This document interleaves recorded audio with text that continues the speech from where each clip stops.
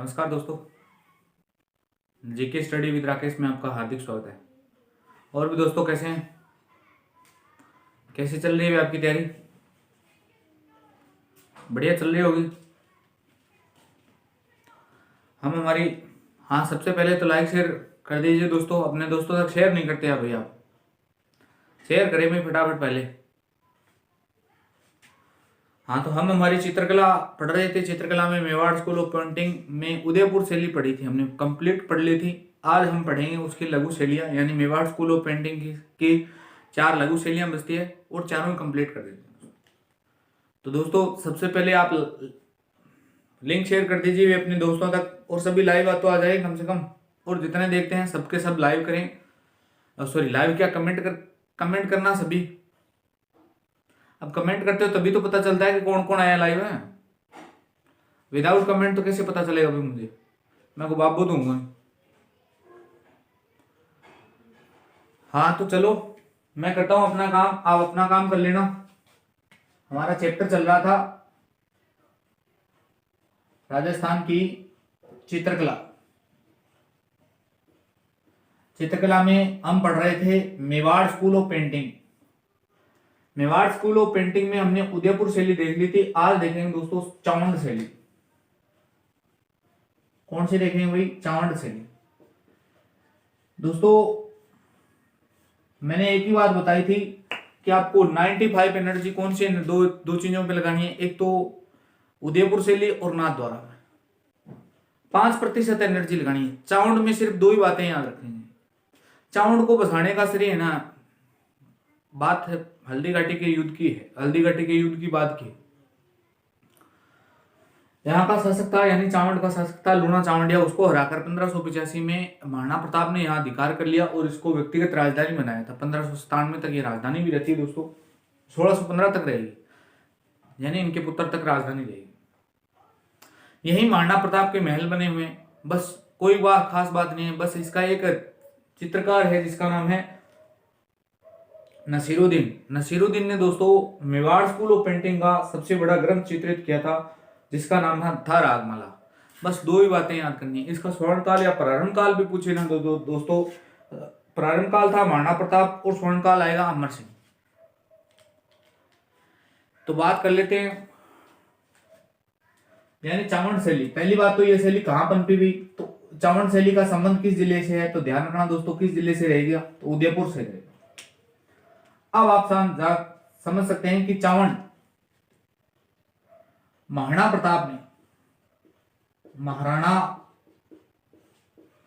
प्रताप ने लूणा चावंडिया को, यहाँ का शासक था लूणा चावंडिया को हराकर चावंड पर विजय हासिल की थी। को मारकर चावंड बसाया, या को मारकर चावंड बसाया।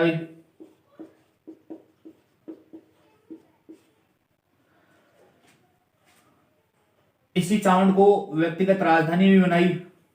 व्यक्तिगत राजधानी। और ये राजधानी कब से लेकर कब तक रहेगी? तो दोस्तों राजधानी बनी थी 1585 में, और कब तक रहेगी? तो 1615 तक रहेगी, अमर सिंह के काल तक रहेगी। इसी चावंड में दोस्तों महाराणा प्रताप ने, यानी महाराणा प्रताप, एमपी लिख सकते हैं महाराणा प्रताप, इसी चावंड में महाराणा प्रताप के महल है।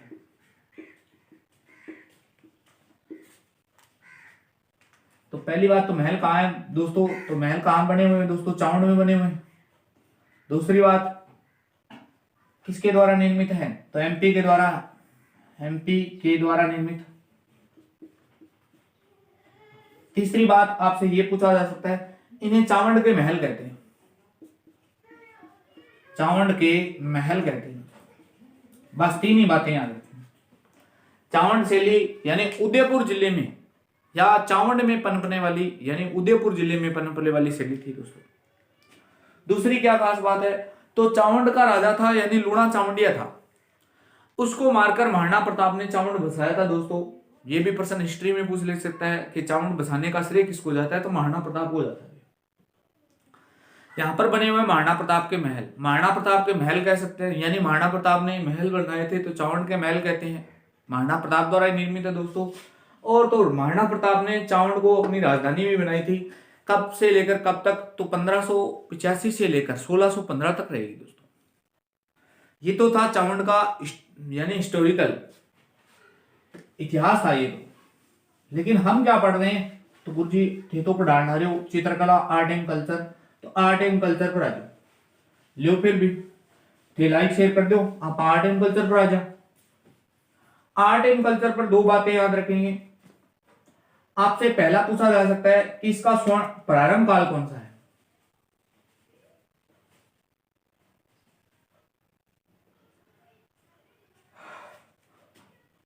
प्रारंभ कर्ता यानी किसके काल में प्रारंभ हुई है। नेक्स्ट पूछ सकता है स्वर्ण काल। बस दो ही बातें याद रखेंगे। और तीसरी इसकी एक विशेषता है, विशेषता। तो दोस्तों प्रारंभकर्ता कौन था, तभी मैंने बताया कौन रहेगा भी, महाराणा प्रताप, महाराणा प्रताप। स्वर्ण काल तो महाराणा प्रताप का ही पुत्र था महाराणा अमर सिंह, महाराणा अमर सिंह। अमर सिंह भी कौन है, तो दोस्तों फर्स्ट है। विशेषता क्या है, तो दोस्तों यहां का एक चित्रकार है, चित्रकार का नाम है नसीरुद्दीन, नसीरुद्दीन।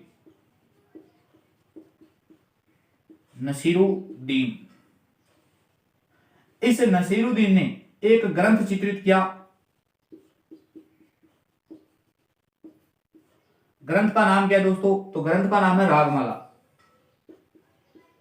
रागमाला। कब किया, तो ध्यान रखना दोस्तों, ये भी 1605 में हुआ, यानी अमर सिंह के काल में हुआ। बस रागमाला की विशेषता ये नहीं है कि रागमाला ग्रंथ का चित्रण किया, तो हर जगह ही होगा भी, हर शैली में ही होगा ये। लेकिन आपको याद क्या करना है, तो दोस्तों याद ये बात करनी है, संपूर्ण Mewar school of painting, school of painting का सबसे बड़ा चित्रित ग्रंथ आलियो दोस्तों। संपूर्ण मेवाड़ स्कूल ऑफ पेंटिंग का सबसे बड़ा चित्रित ग्रंथ कौन सा है, तो रागमाला है। किसने चित्रित किया था, तो दोस्तों नसीरुद्दीन ने किया था। कब किया था, 1605 में। किसके काल में, तो महाराणा अमर सिंह। आलियो चावंड शैली कंप्लीट समझ में है। लाइक शेयर तो आपसे क्या होंगे भाई, करते नहीं आप। यानी आपसे पूछे प्रारंभ करता, तो महाराणा प्रताप, स्वर्णकाल, अमर सिंह। तीन ही बातें हैं दोस्तों, तीन ही बातें याद करनी है बस, और कुछ याद करने की जरूरत नहीं है। एकमात्र ही इसका चित्रकार है, तो नसीरुद्दीन, चित्रकार लिखने की आवश्यकता ही नहीं बची। यानी तीन ही बातें हैं, तो याद करो तो कर लेना भाई। इससे ज्यादा आपको डीप नहीं मिलेगा किताबों में। इन ज्यादा जो 12 आ भी गयो तो भी थारे ऊपर कर जाओ दोस्तों। चावंड से कभी प्रश्न नहीं पूछा जाता। मैं कह रहा हूँ 95% तो इन्हीं से पूछ लिया जाता है। आप तो बाहूंगा सही कौन नहीं बना रहे हो, आठ एग्जाम अंदर पहुंच के ना आंख भी पटकी तो बठूंग गलत करा देगा आपको। तो ये लो दोस्तों, चावंड शैली हमारी कंप्लीट। नेक्स्ट हेडिंग डालेंगे देवगढ़। मिटा दूं भाई, स्क्रीनशॉट ले वगैरह लेना हो तो ले लो। ले लिया? अरे ले लिया क्या, थम्स अप करके बताना भाई। ले लिया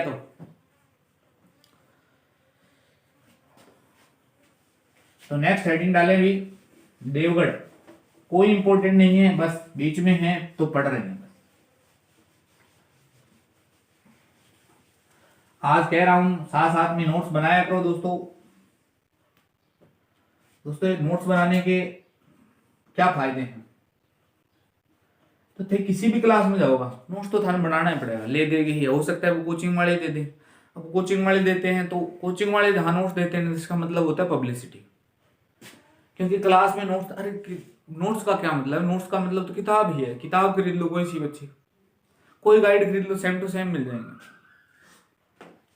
नोट्स क्लास के नोट्स का क्या मतलब है? अगर कोई फ्रेशर है, न्यू है, तो दोस्तों दो बातें यहाँ रखना। यहाँ अपने नोट्स बनाए, मैं तो अपनी तरफ से बेस्ट करवा रहा हूँ, दी बेस्ट करवा रहा हूँ। हालांकि हमारा अभी आरएएस का बैच आएगा, ऑनलाइन आएगा, बिल्कुल फ्री ऑफ कॉस्ट आएगा दोस्तों। उसमें एक एक पहलू पे, एक एक बिंदु पे बात करेंगे। लेकिन फिर भी यानी मैं एग्जाम, ऐसा नहीं है कि एग्जाम से पहले आकर मैंने पढ़ाना शुरू कर दिया, ये मैं तो आया ही अब भी हूँ, ऐसी कोई बात नहीं है दोस्तों। मैंने हिस्ट्री की क्लास डाली है, तो कोई भी एग्जाम नहीं है अभी वर्तमान में, फिर भी 40-42 क्लासें डाल दी, और 30 क्लासें आएंगी तो मिडवल हिस्ट्री कंप्लीट हो जाएगी दोस्तों। मिडवल हिस्ट्री एक मात्र मिडवल हिस्ट्री ना, अगर ऑनलाइन बैच खरीदे ना तो कम से कम 5,000 रुपये लग जाते हैं मिडवल हिस्ट्री का। और कंटेंट देख लेना आप, यानी जो भी हिस्ट्री देख रहे हैं ना दोस्तों, तो मिडवल हिस्ट्री बहुत महंगी मिलती है दोस्तों। सबसे ज्यादा यानी मुगल राजपूत संबंध है ना, आप मुगल देखो रीट में बात करें तो मुगल राजपूत संबंध, तो मैं जिस दिन अकबर कराऊंगा उस दिन देख लेना दोस्तों आपको अकबर कैसा पढ़ाया गया और हमने कैसा पढ़ाया। तो कंटेंट में दम है भी हमारी हिस्ट्री वाले में। तो यही बात कर रहा हूँ, फिर भी अब अपने क्या करना है पैसों से भाई, मजे एज ए स्टूडेंट पढ़ा रहे हैं बस। एज ए स्टूडेंट जिस दिन नौकरी लग जाएंगे उस दिन अब अपना तो फ्री रहेगा दोस्तों, कोई बात नहीं। ऑफलाइन क्लासों में तो जैसे वैसे सैलरी वैलरी मिल जाती है, तो मिल जाती है दोस्तों। नोट्स नोट्स के दोस्तों फायदे बता रहा था। नोट्स के फायदे ये होते हैं दोस्तों, यहाँ आपने बना लिए तो अब कोई नया टीचर है, अगर उसने कोई नई बात बताएगा तो कितनी ले दे के बताएगा? ज्यादा से ज्यादा 2 या 3 नई बात बता सकता है दोस्तों। आपके पास में नोट्स है तो बस 3 ही बातें ऐड करनी पड़ेगी, दोबारा से नोट्स क्रिएट करने की जरूरत नहीं पड़ेगी। यानी आप समय के पास में इतना समय नहीं है कि वो आपको फिर से समय दे, तो ये भी ध्यान रख लेना दोस्तों। नोट्स का बड़ा फायदा रहता है। अपने नोट्स होने चाहिए, बंदूक थारी काम आएगी, दूसरे काम को नहीं आएगी। तो दूसरा है देवगढ़ शैली। देवगढ़, अब पहली बात तो देवगढ़ की विशेषता है दोस्तों, पहली यही पता नहीं है दोस्त कि बताना किस जिले में देवगढ़ किस जिले में आता है वर्तमान में। हाँ मुझे ये तो पता है कि मेवाड़ स्कूल में अप्रेंटिस में पनपा था, लेकिन मैं कह रहा हूं ये किस जिले में है वर्तमान में, किस जिले से संबंधित है, बस टाइम फिस, इसीलिए कह रहा हूं पढ़ते नहीं आप। यह शैली देवगढ़ ठिकाने पर पनपी, देवगढ़ ठिकाने पर पनपी। अब देवगढ़ ठिकाना है ना दोस्तों, इसकी बातें कर लेते हैं। ये एक मेवाड़ राज्य का ठिकाना है।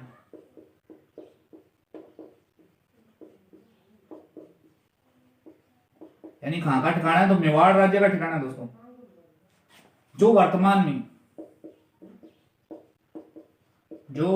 में किस जिले में पड़ता है दोस्तों? तो ध्यान रखना राजसमंद जिले में पड़ता है, जो वर्तमान में राजसमंद जिले में स्थित है,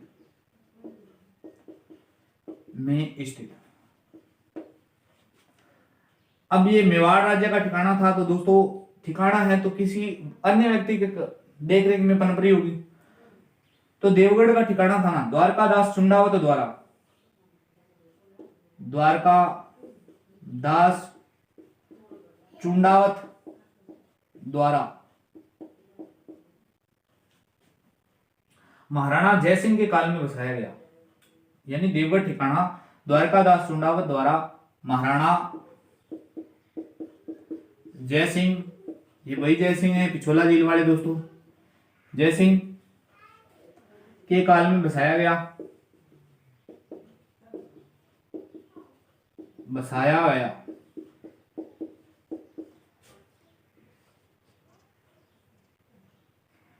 तो अब पूछे ना दोस्तों इसका प्रारंभकर्ता कौन है? तो प्रारंभकर्ता भी कौन रहेगा? तो दोस्तों यही रहेगा द्वारकादास चुंडावत। यहां पर दोस्तों 2 महल बने हुए हैं, बस 2 महल, वही इनकी विशेषता है।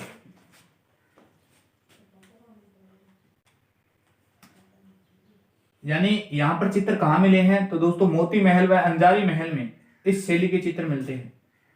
मोती महल तथा अंजारी महल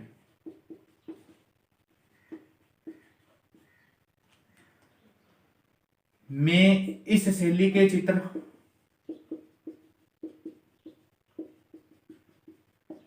यानी इस शैली के चित्र कहाँ मिलते हैं, तो यहाँ पर दो बने हुए महल, मोती महल और रंजारी महल, तो ये भी ध्यान रख लेना दोस्तों।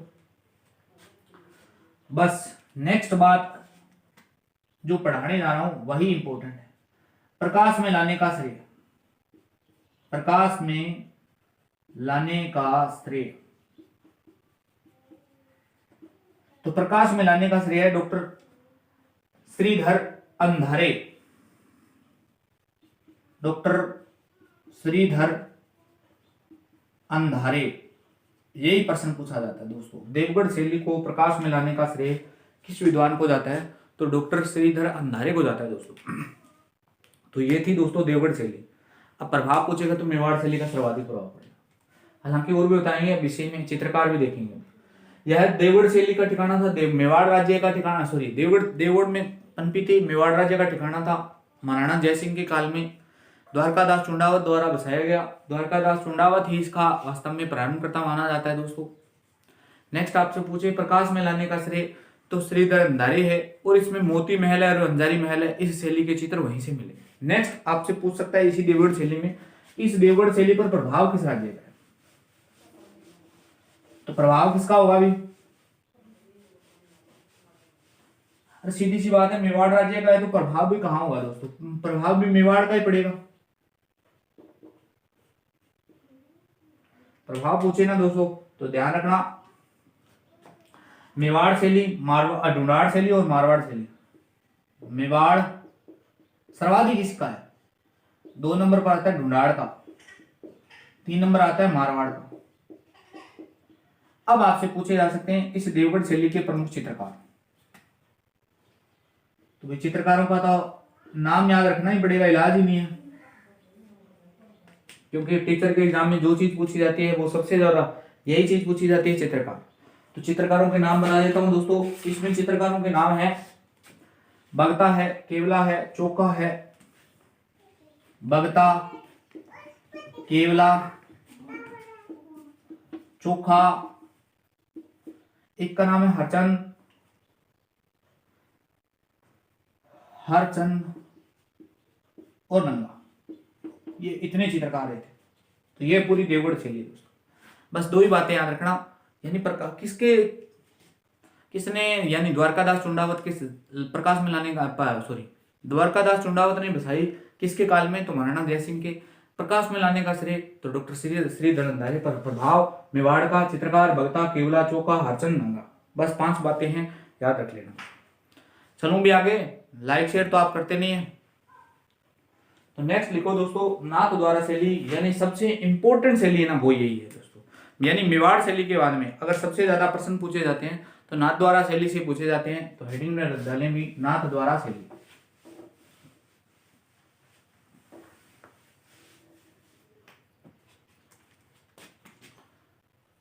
नाथ द्वारा शैली।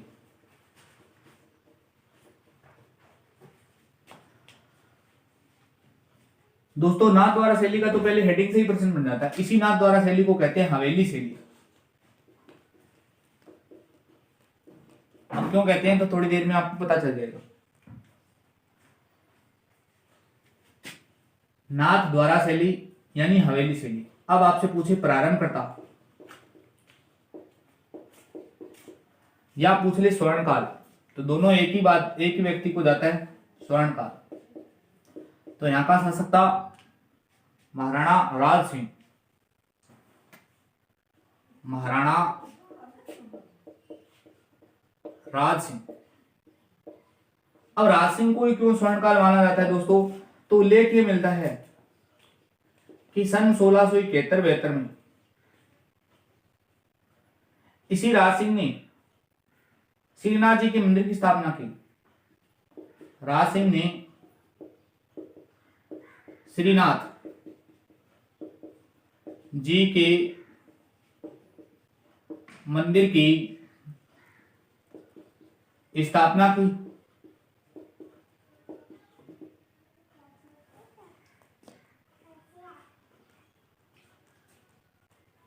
इस शैली का नेक्स्ट पूछ लेना संबंध कहां से है, संबंध किस चीज से है, तो दोस्तों संबंध है भगवान कृष्ण से, कृष्ण जी से संबंधित है सारा का सारा। नाथद्वारा का प्रमुख केंद्र क्या है दोस्तों? किस रूप में नाथद्वारा को वर्तमान में देखा जाता है? तो नाथद्वारा का प्रमुख केंद्र है श्रीनाथ जी का मंदिर, श्रीनाथ जी का मंदिर। और मैंने आपको चित्रकला में इससे पहले हम पढ़ रहे थे दोस्तों त्योहारे मेले में बताया था कि ये वल्लभ संप्रदाय की सब प्रमुख पीठ यही है, वल्लभ संप्रदाय की प्रमुख पीठ। बस नाथद्वारा शैली यानी हवेली शैली। प्रारंभ करता है स्वर्णकाल। तो महाराणा राज सिंह ने मंदिर की स्थापना कराई, श्रीनाथ जी मंदिर। संबंध किससे है? कृष्ण से है।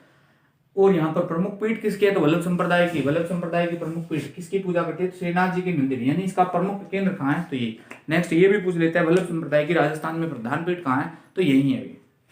अब दोस्तों देखते हैं इस पर सर्वाधिक प्रभाव। तो प्रभाव भी मेवाड़ वालों का ही पड़ेगा, क्योंकि पास में वही पड़ती है, और पड़ोसियों में बड़ा प्रभाव तो दूराम कद पड़ गया। मेवाड़ शैली या वज्र शैली? मेवाड़ या वज्र, दो चीजों का प्रभाव पड़ेगा। अब दोस्तों यहां से प्रश्न तो यही बनता है, सिर्फ और सिर्फ यही 2 ही प्रश्न, 3 प्रश्न बनते हैं, प्रारंभ करता और श्रीनाथ जी का मंदिर वाला। लेकिन इसका प्रश्न बनता है ना दोस्तों, तो वो इसकी विशेषताओं से बनता है।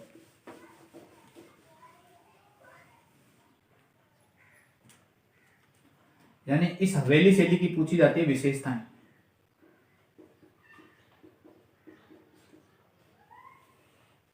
क्या क्या विशेषताएं दोस्तों?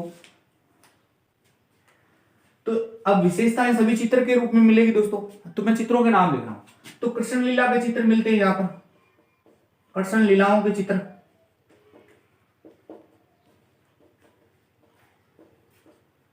और तो अन्नकूट महोत्सव में अब चर्चा कर चुका हूं।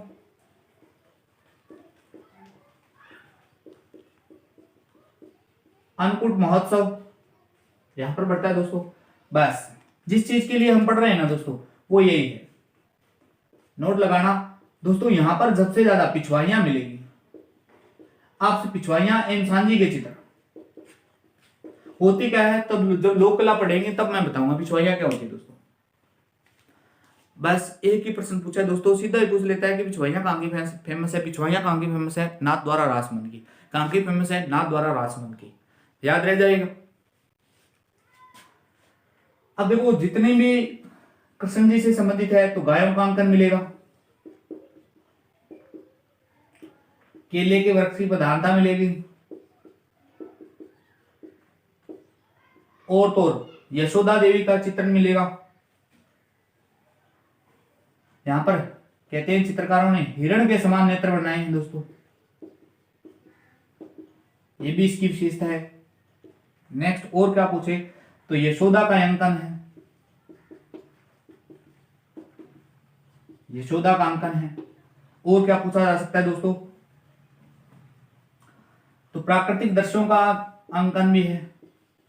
हालांकि सबसे ज्यादा प्राकृतिक दृश्यों का अंकन हम कहीं और पढ़ेंगे, ढूंढाड़ शैली के अंतर्गत पढ़ेंगे प्राकृतिक दृश्यों का अंकन। पुजारियों व गुसाइयों का अंकन है, पुजारियों और गुसाइयों के चित्र मिलेंगे दोस्तों आपको। आसमान में देवताओं के चित्र, आसमान में देवता, देवता पीछे कौन छोड़ा है? गोपालों का चित्र है, गोपियों का कौन, यानी गायों को चराने वाले। दही एवं हांडी का चित्र मिलेंगे। ये सब चित्र है। बस आपको जो फेमस चीज याद रखनी ना वो ये है। अब देखो भगवान कृष्ण से संबंधित मैंने पहले बता दिया था, नाथद्वारा का संबंध भगवान कृष्ण से। तो भगवान कृष्ण की जो भी चीज मिलेगी ना दोस्तों, जो आप जानते हैं, तो वो सब यहीं की फेमस है। तो कृष्ण की लीलाओं के चित्र है अभी, तो सभी के सभी। बस एक ही चीज याद रखनी, पिछवाइयां कटक फेमस है। तो कटक फेमस है, पिछवाइयां नाथ द्वारा राजमंद, बस ये ध्यान रख लेना। अब पढ़ते हैं दोस्तों इसके चित्रकार। तो नाथ द्वारा के चित्रकार भी देख लेते हैं दोस्तों, लगे हाथ।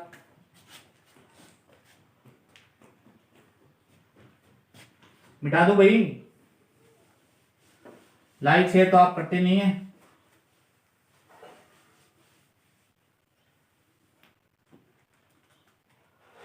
नेक्स्ट है चित्रकार।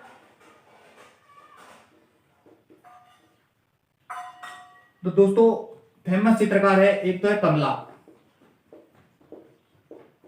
और है इलायची। ओहो,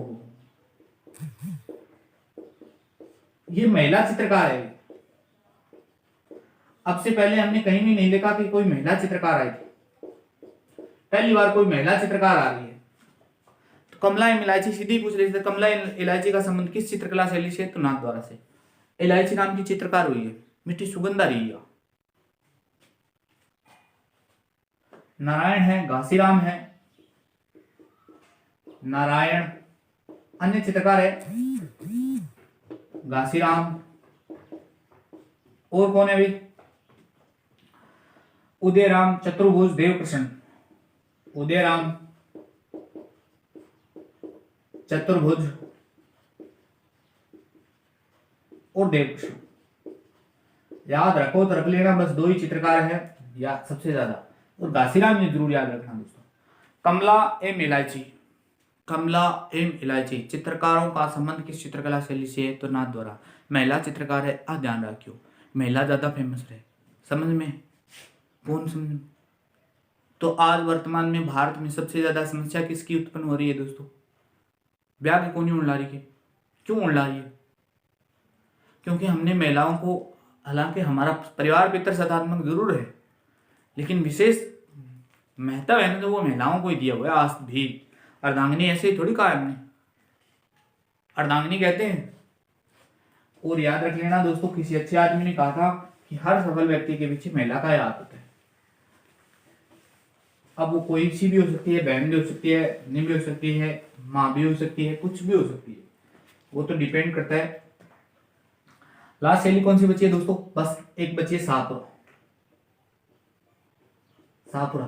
तो पहले, सबसे पहले तो इसकी चित्रकारी बता देता हूं। चित्रकार, शाहपुरा शैली चित्रकार। ध्यान रखना, जोशी परिवार का नाम आ जाए ना दोस्तों, बस आंख बंद करके ठोक देना। चित्रकार यानी इसका फेमस पर्सन जोशी परिवार से ही पूछा जाता है। श्रीलाल जोशी, श्रीलाल जोशी। आपसे दुर्गालाल जोशी और पार्वती जोशी। दुर्गालाल जोशी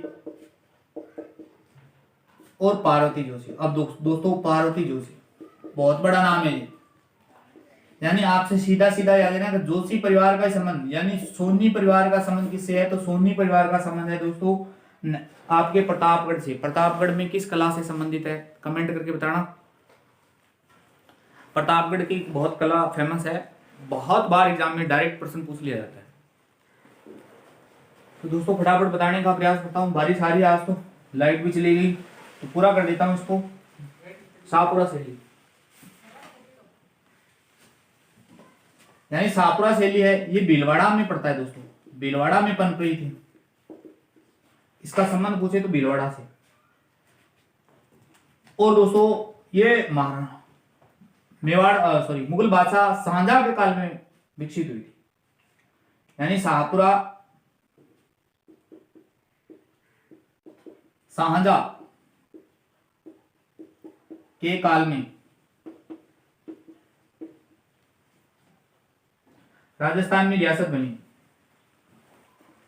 राजस्थान में रियासत बनी। एक और प्रश्न बता देता हूं दोस्तों, एकीकरण में पढ़ेंगे आप। राजस्थान की सबसे छोटी रियासत थी शाहपुरा। राजस्थान में सबसे छोटी रियासत है, सबसे छोटी रियासत।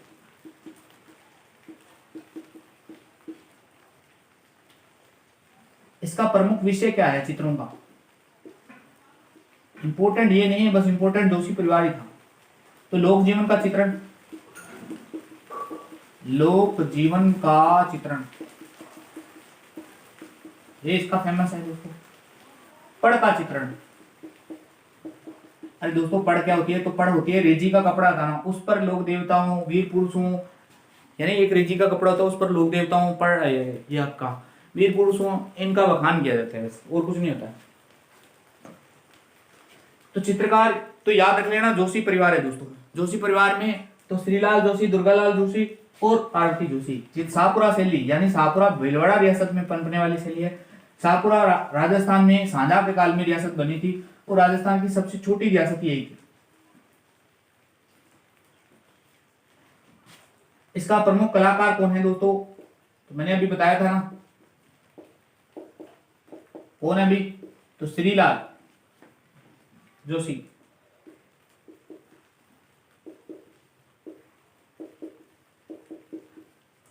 श्रीलाल जोशी है दोस्तों, इन्हीं की पत्नी थी क्या? पार्वती जोशी। पार्वती जोशी देश की प्रथम महिला चिकेरी है ये। देश की प्रथम महिला पड़ चिकेरी, ये इसकी विशेषता है। बस लास्ट बात ये ध्यान रख लेना, 1778 ईस्वी में उमेद सिंह मारवाड़ शासक था उमेद सिंह के काल में एक ग्रंथ का चित्रण हुआ था रागमाला का। बस ये लो शाहपुरा, उमेद सिंह के काल में रागमाला का चित्रण हुआ। चित्रकार का नाम नहीं मिलता, बाकी चित्रकारों के नाम थे वो मैंने आपको बता दिए दोस्तों। तो ये थी शाहपुरा शैली। आज हमारी Mewar school of paintings complete हो जाती है दोस्तों। यह वीडियो आपको कैसा लगा लाइक शेयर कमेंट करके जरूर बताना दोस्तों। मिलते हैं नेक्स्ट वीडियो में मारवाड़ स्कूल ऑफ पेंटिंग्स में के साथ में। तो धन्यवाद दोस्तों, मिलते हैं नेक्स्ट वीडियो में।